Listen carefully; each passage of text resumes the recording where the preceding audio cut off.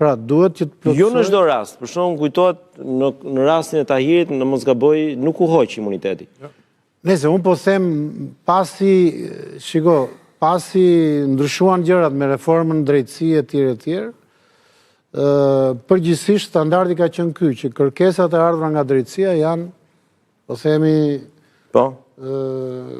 janë zbatuar, ose është dhënë leje nga kuvendi për ato çka ka kërkuar drejtësia, edhe në rastin e zotit Berisha, zoti Ahmetaj, edhe rastet tjera. Kështu që unë besoj do të ishte në dinjitetin e Shqipërisë, në dinjitetin e parlamentit, që edhe në rastin konkret të jepet leja siç e kërkon gjykata.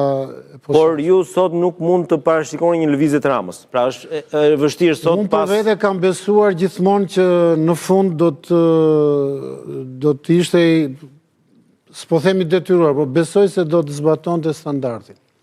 Sepse përndryshe do të kishte pasoja në atë që quhet procesi integrimit evropian. Ali Bej? David McAllister është kryetari i Komisionit të Jashtëm në Parlamentin Evropian. Ju e keni njohur mirë mos gaboj 2017, si ka qenë në takime, keni qenë në takime Jo, nuk kam qenë në takime, mund të them atë se çfarë ka ndodhur në 2017-ën. Oferta që solli zotëria për PD-n ishte shumë herë më e favorshme, qoftë në shtyrjen e datës së zgjedhjeve mban mend atë, ishte deri diku te 3 muaj, apo edhe me qeverinë teknike e me radhë, ndërkohë që oferta pasi u refuzua, që erdhi nga Hoyt, profesorësi amerikan, ishte vetëm një javë edhe për u drut shkurt. Do të them, jo se bëri një paralelizëm se edhe sot kështu jemi. Kemi një përfaqësues gjerman për mini krizin. Jo, dakor, po i kemi përfaqësues gjerman, por kemi edhe një rrugë amerikane. Pra duket sikur Rama prap ka zgjedhur rrugën amerikane. Dalim aty ke përgjigje pyetjes suaj. Po thosha që është një nga përfaqësuesit më të lartë Parlamentit Evropian, përveç faktit që është përfaqësues edhe një shteti të fuqishëm siç është Gjermania.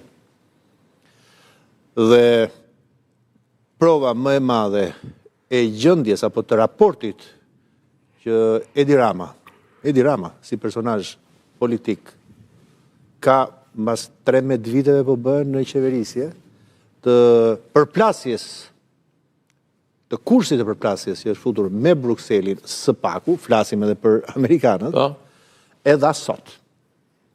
Pra lajmi është ajo që Petro tha pak më parë, sot ishte provë publike, që Edi Rama ka humbur sot një nga komponentët më të rëndësishëm të karrierës së tij politike në krye të qeverisë.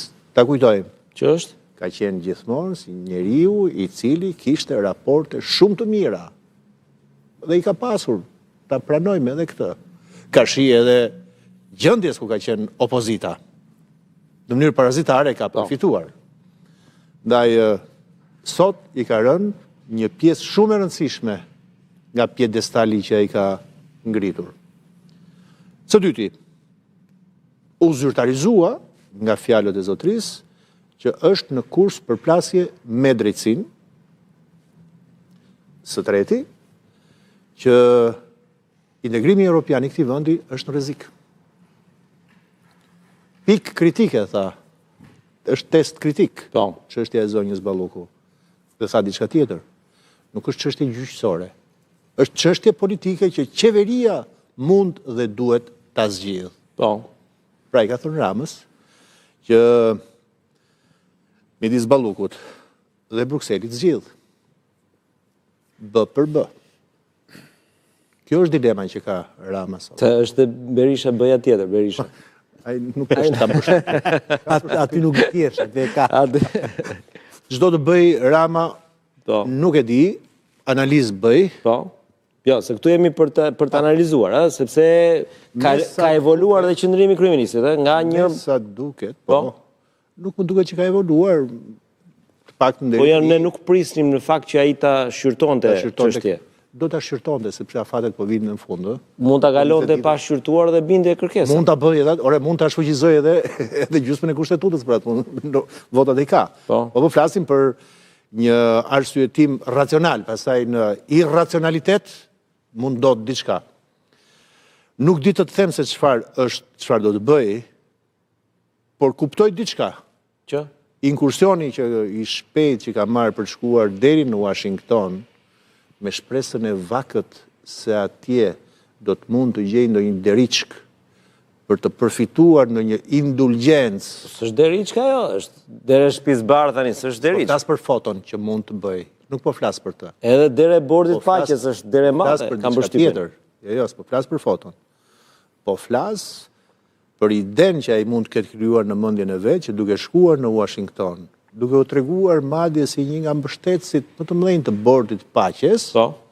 të marrë si këmbim një mbështetje nga Shtetet e Bashkuara, dhe kjo mbështetje jo thjesht me foto, po një mbështetje që të vi nëpërmjet kanaleve juridike shqiptare, pra me fjalë tjera, të marrë një lloj falje nga sistemi i drejtësisë këtu. Se këtë ka problem. Falje për vetë,